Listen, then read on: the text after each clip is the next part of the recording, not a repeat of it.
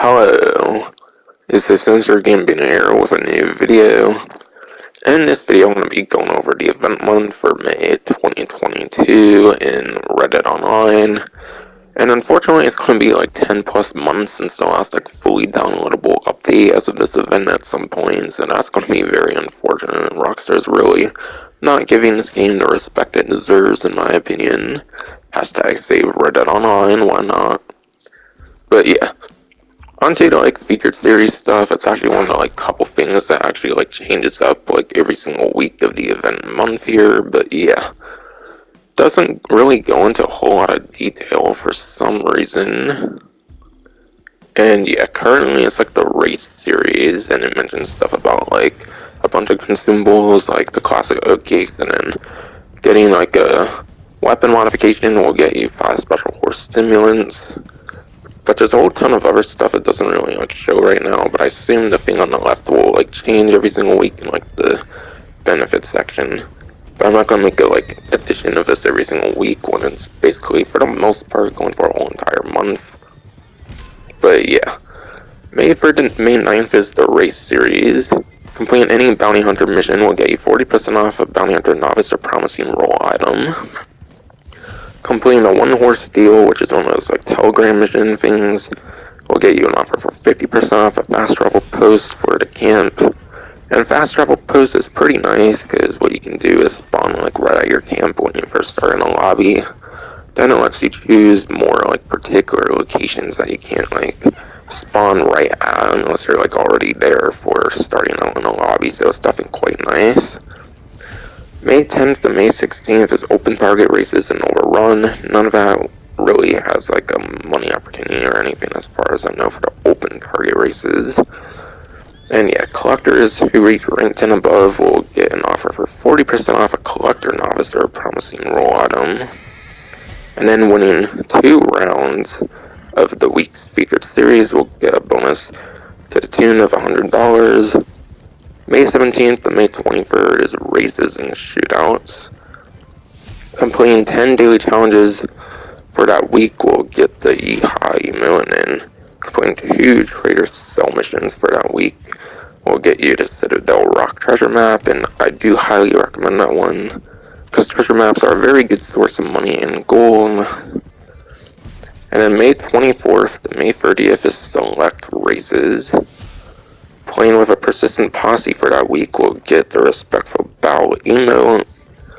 And then doing free revenue agent like roadblocks will get you a select colorway of the 11's gun belt.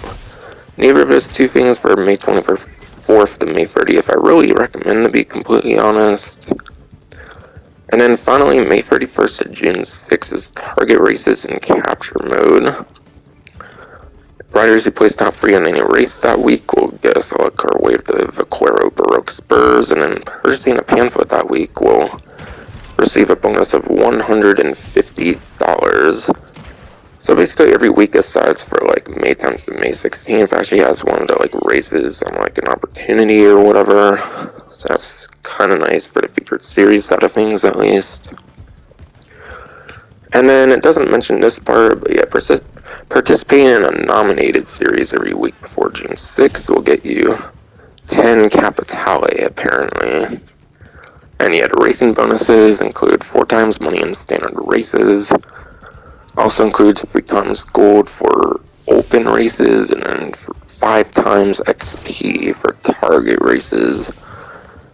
The one I kind of least recommend, just because of the like race gameplay kind of, would be probably 4 times money on standard races, because you're not really having to like do much of an objective.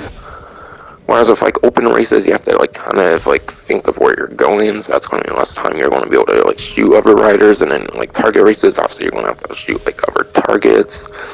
So I feel I'll probably recommend the 3 times gold or the 5 times XP between the 2 types of races are probably more worth doing. And yeah, as far as open target races, I assume that those have nothing going on with them. There's another type of race known as open target race. I assume that those will not have both the 3 times gold and the 5 times XP. Onto 2 times money and XP on free roam missions and then the blood money contracts. Free roam missions, in my opinion, those really would not be all that worth doing even on 2 times money and XP. Almost no circumstance, in my opinion, do I feel it would be very optimal to do free roam missions as your main like money making or anything. Like sure, maybe if you're mainly like collecting like collectibles and you want like some off time from not like collecting collectibles or something, maybe then it could be kind of worth it.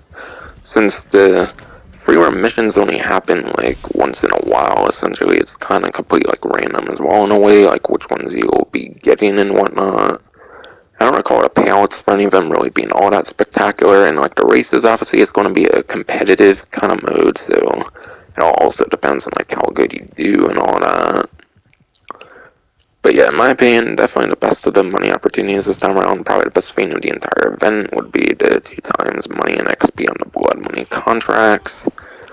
And if I were to choose one that's most worth doing between the free select ones that are available right now, being the railroad contract, the Jeff Phelps contract, and then the Blue Water contract, I would probably say the Blue Water contract's probably the best of them, because I remember there being like a lot of enemies of like melee weapons, at least on like the final of the like free parts, because yeah, the Blood Money contracts are like the regular Blood Money missions, except it's like 3 of them, and they're more like story oriented in a sense, if I recall. So in my opinion, Blue Water contract, and then follow it up with either Railroad or Jeff Phelps, because I don't recall both of those really necessarily being all that bad either. And yeah, I browsed around on like Twitter and stuff, and I think I saw you can make like over like $100 on like these blood money contracts and whatnot, so it can definitely be quite decent, at least for this event. And there's not really anything all that spectacular, I feel. Onto the horse discounts and more, along with these other categories on the like current section I'm on here. There is 30% off of race and war horse breeds, which just specialize in like stamina, and then war horse is more for like horse health and whatnot. Still not necessarily a couple of the better horse breeds out there, but they're still okay to alright, I would say, for those couple. And yeah, daily stable fees apparently are waived for the entirety of the month. There's also half off of stable slots and then stirrups. Stable slots can get as much as like $750, so half of that is actually a very huge discount, especially for the last few of the stable slots. And stirrups actually give like stat benefits, so those are actually pretty good. And in addition to those things half off, there's also half off of horse food. And then there's the reinforced lasso, 50% off even. Reinforced lasso, definitely a must-have for bounty hunters. And yeah. In addition, there's pistols, emotes, pants, and then skirts on discounts. With the pistol and emotes being 30% off. And because it's the most expensive, I'd probably recommend the Mauser pistols. I would definitely recommend the Mauser pistols the most, being the most expensive, and then pants and skirts are 40% off. And then the free community outfit this time around is from like a Redditor, apparently, on like the Reddit fashion subreddit.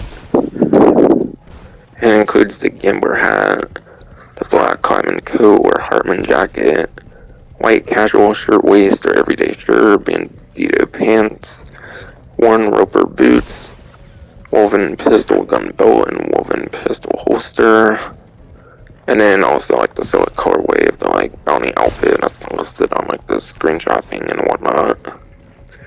And then there's the noob Tasman outfit that you can unlock by placing the top 3 in any 6 races in a single week.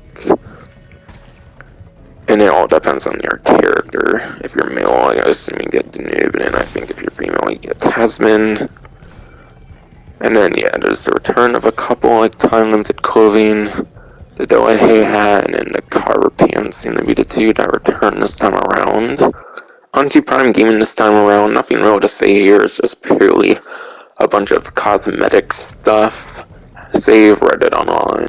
Finally, onto the week 1 weekly collection. This time around is Gold Panther's Dream, featuring a bracelet, a coin, and then the gold pocket watch. Which now is interesting because it's not usually in like full weekly set.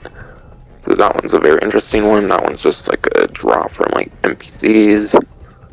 But yeah, the bracelet is partially randomized, which means on some days you might be able to get a guaranteed spawn for it. Other days you might need to go for like a random like spawn for a loss, like jewelry. And then coin is fully randomized, unfortunately, so there's not much of a guaranteed way to get that particular coin.